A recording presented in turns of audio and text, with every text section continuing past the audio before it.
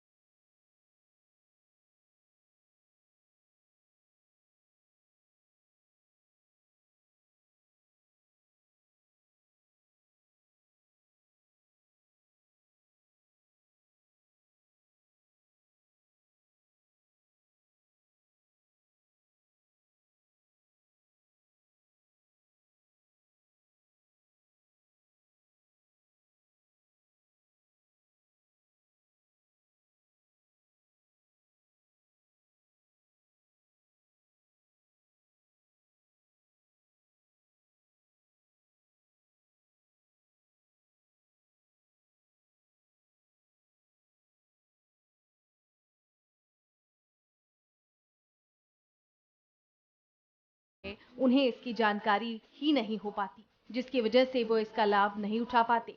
ऐसे में प्रदेश के सभी 75 जिलों के लिए जागरूकता रैली का शुभारंभ किया गया है।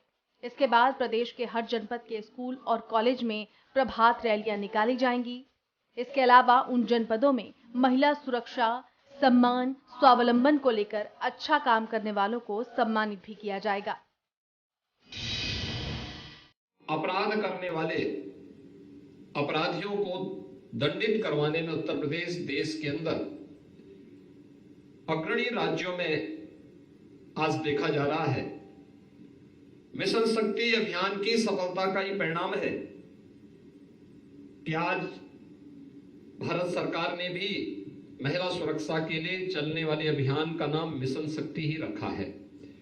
और यह इस बात को दिखाता है कि हम कोई भी इनिशिएटिव लेंगे जो समाज में व्यापक जागरूकता का कारण बने, समाज के सम्मान और स्वावलंबन से जुड़ करके बने, उसको धीरे धीरे करके राष्ट्रव्यापी बनने में कोई देर नहीं लगती। आज का ये कार्यक्रम मिशन शक्ति के चतुर्थ संस्करण को जो कल से प्रारंभ होना है, इसके प्रति जागरूकता के कार्यक्रम को आगे बढ़ाना है। अक्सर होता है सरकार कार्यक्रम चलाती है, शासन की नीयत कभी खराब नहीं होती, लेकिन जिन लोगों के लिए कार्यक्रम होता है उनको पता ही नहीं होता है, उनको इसके बारे में कोई जानकारी नहीं होती है। इसलिए उन लोगों को सही जानकारी हो जाए, उनको समय पे जानकारी हो जाए। हम अक्सर देखते हैं शासन की कोई भी योजना चलती है, जो उसके पात्र हैं या जिन लोगों के लिए योजना है उनको दूर दूर तक पता नहीं हो पाता है। वहीं अपने संबोधन में मुख्यमंत्री योगी आदित्यनाथ ने कहा कि 15 अक्टूबर से प्रदेश के हर शहर, गांव और नगर निकायों के वार्ड में केंद्र और राज्य सरकार की महिला संबंधी योजनाओं का प्रचार प्रसार किया जाएगा और इस दौरान सरकार की ओर से महिलाओं और बेटियों की सुरक्षा से संबंधित उठाए गए विभिन्न मुद्दों से उन्हें अवगत कराया जाएगा। साथ ही मुख्यमंत्री ने यह भी कहा कि पहले प्रदेश के लोगों की अवधारणा थी कि कम पढ़ी लिखी होने की वजह से महिलाएं कोई काम नहीं कर पाएंगी, लेकिन हमारी सरकार ने इस धारणा को बदला। आज महिलाएं बैंकिंग कॉरेस्पॉन्डेंस सखी बनकर गांव में बैंक तक की कमी को पूरा कर रही हैं और इतना ही नहीं, वो गांव के लोगों की विपत्ति के समय मदद भी कर रही हैं। इन महिलाओं को सरकार की ओर से 6 माह का प्रशिक्षण दिया गया और सरकार ने मानदेय भी दिया। इनमें सबसे कम 25,000 रुपए और सबसे अधिक 1.25 से 1.5 लाख तक महिलाएं कमा रही हैं और इस प्रयास को और आगे बढ़ाने की आवश्यकता है। और उत्तर प्रदेश में इस दिशा में पहले से किए गए प्रयास, बहुत सारे क्षेत्रों में जो प्रयास किए गए थे उसके परिणाम आए हैं। तो अब इसे प्रभावी ढंग से आगे बढ़ाने का एक कार्यक्रम चतुर्थ संस्करण में दिखना चाहिए। अलग अलग स्तर पर भी इसके बारे में कार्यक्रम चलेंगे। सेल्फ हेल्प ग्रुप्स अलग अलग जनपदों में ग्राम पंचायत स्तर पर किस प्रकार का कार्य कर रहे हैं। वीसी सखी की भूमिका किस रूप में प्रभावी उत्तर प्रदेश में रही है, कोई कल्पना ही नहीं कर सकता। जिन महिलाओं के बारे में लोग ये बोलते थे ये बहुत पढ़ी लिखी नहीं है, ये क्या काम कर पाएंगे, आज वे वीसी सखी बन करके, बैंकिंग कॉरेस्पॉन्डेंट सखी बन करके गांवों में बैंक की कमी को पूरा कर रही है। और गांवों में हमने देखा कि हाई स्कूल और इंटरमीडिएट पास उन महिलाओं को प्रशिक्षण दिया गया, 6 महीने तक मानदेय राज्य सरकार ने उपलब्ध करवाया। आज जब वो बैंक से कमीशन कमाती है, बैंक के साथ लेन देन करके गांव की जुड़ी हुई जितनी भी लेन देन से जुड़े हुए मामले उनको करते हैं, उनमें जो सबसे कम कमाने वाली महिला है वो 25,000 है और सब अधिक कमाने वाली तो लगभग 1.25 लाख और 1.5 लाख तक कमा रही है हर महीने। ये चीजें दिखती हैं, प्रयास को आगे बढ़ाने की आवश्यकता है। वहीं मुख्यमंत्री ने अपने संबोधन में जानकारी देते हुए बताया कि साल 2019 में तीसरी और 5वीं पास महज 5 से 7 महिलाओं का सपोर्ट करते हुए सरकार ने बलिनी मिल्क प्रोड्यूसर की स्थापना की और पिछले 3 सालों में इनका कारोबार प्रतिवर्ष 150 करोड़ के टर्नओवर तक जा पहुंचा है और लगभग 15 से 16 करोड़ का नेट प्रॉफिट होता है। इतना ही नहीं, उन्होंने 40,000 महिलाओं को भी अपने साथ जोड़ लिया है। सीएम योगी आदित्यनाथ ने कहा कि खुद में इच्छा शक्ति, सरकार और प्रशासन का समर्थन हो तो महिलाएं कुछ भी कर सकती हैं।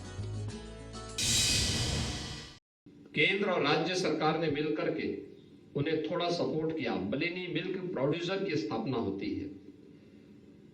और आपने देखा होगा पिछले 3 वर्ष के अंदर उनका कार्य प्रतिवर्ष 1.5 लाख करोड़, प्रतिवर्ष 150 करोड़ का उनका टर्नओवर है और लगभग 15 से 16 करोड़ का नेट प्रॉफिट होता है उनको। 40,000 महिलाओं को उन्होंने अपने साथ जोड़ा है।